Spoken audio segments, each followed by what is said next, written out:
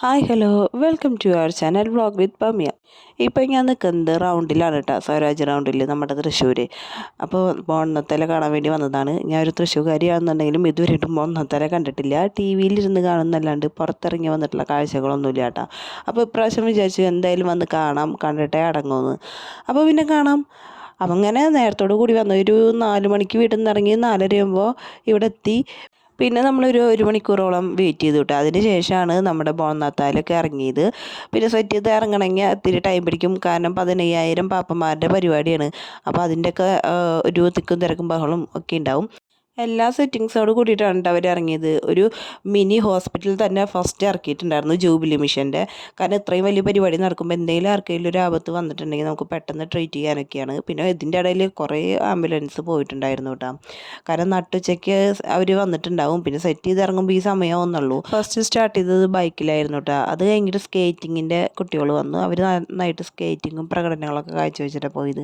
പിന്നീട് നമ്മുടെ wheel chair പാപ്പന്മാർ വന്നു കേട്ടോ. അപ്പോൾ അവർക്കും ഇതിൽ പങ്കെടുക്കണമല്ലോ.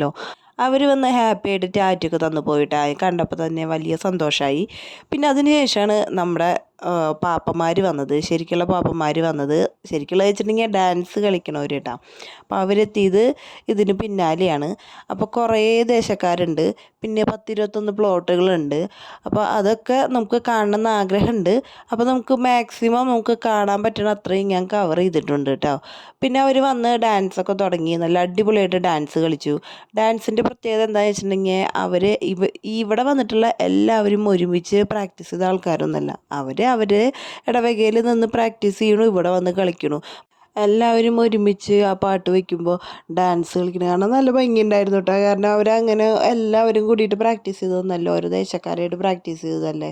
പക്ഷെ അത് കളി കാണുമ്പോൾ ശരിക്കും ഇവരെല്ലാവരും കൂടിയിട്ട് കളിച്ച് പ്രാക്ടീസ് ചെയ്ത പോലെ തോന്നും കേട്ടോ. അങ്ങനെ നേരം വൈകി തുടങ്ങി. അപ്പം ഞങ്ങൾ പതുക്കെ നിൽക്കണോടത്തുനിന്ന് സ്കൂട്ടാവാനുള്ള തീരുമാനമാണ്. വേറെ ഒന്നല്ല, നമുക്ക് 7:30 വരെ ബസ് ഉണ്ടാവുള്ളൂ.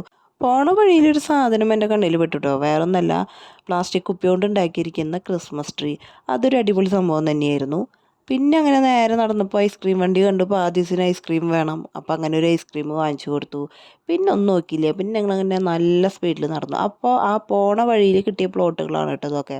അപ്പോൾ രാത്രിയായ കാരണം, രാത്രി എന്ന് വെച്ചാൽ നേരം വൈകി. അപ്പോൾ വൈകിയ സമയത്ത് പാപ്പന്മാർ തലയിൽ കുറേ ലൈറ്റ് കത്തുന്നുണ്ട്. നമ്മുടെ തൊപ്പിയുടെ മുകളിലെ ലൈറ്റ് അറേഞ്ച്മെൻറ്റ്സ് ആട്ടോ, അത് അടിപൊളിയായിരുന്നു. പിന്നെ ഇതിപ്പോഴൊന്നും കഴിയില്ല, കാരണം കുറേ ഉണ്ട്. അപ്പോൾ അത് അവിടെ നിന്ന് അങ്ങനെ വന്നുകൊണ്ടിരിക്കുകയാണ്. അപ്പോൾ ആ കാഴ്ചകളാണ് കേട്ടോ കാണുന്നത്.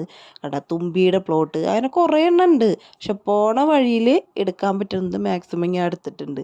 പിന്നെ നല്ല തിരക്ക് കൂടി കൂടി വരികയാണ്. കാരണം ഇപ്പം ഞങ്ങൾ ഈ സമയം എന്ന് പറഞ്ഞിട്ടുണ്ടെങ്കിൽ ഒരു 7 മണിയാട്ടോ. 7 മണിക്ക് അവിടെ നിന്ന് പോവുകയാണ് ഞങ്ങൾ. അപ്പോൾ തന്നെ അവിടെ നിന്ന് കുറേ ആൾക്കാർ ഇങ്ങനെ വന്നുകൊണ്ടിരിക്കുകയാണ്. അപ്പം ഞങ്ങളിതാ ശക്തനിലേക്ക് നടക്കുകയും ചെയ്തത്. നമ്മുടെ ആകാശപാത, അന്ന് കണ്ട ആകാശപാത, അതാണ് കേട്ടോ ഈ കാണുന്നത്. അപ്പോൾ ആകാശപാതയുടെ ഉള്ളിൽ കയറിയിട്ട് നോക്കിയപ്പോഴുണ്ടോ അവിടെ വേറൊരു സംഭവം നടക്കുന്നുണ്ട്, ഹാർഫെസ്റ്റ്. കേരളത്തിലെ ഏറ്റവും വലിയ ഹാർഫെസ്റ്റാണ് കേട്ടോ ഇവിടെ നടന്നുകൊണ്ടിരിക്കുന്നത്. പിന്നെ അടിപൊളി പ്രോഗ്രാമാണ്. ഡിസംബർ 31 വരെയുള്ളൂ. അപ്പോൾ നോക്കിയിരുന്ന് വെള്ളം ഇറക്കിയിട്ട് കാര്യമെന്ന് വിചാരിച്ചു. അപ്പോൾ ഞങ്ങൾ വേഗം പോയി.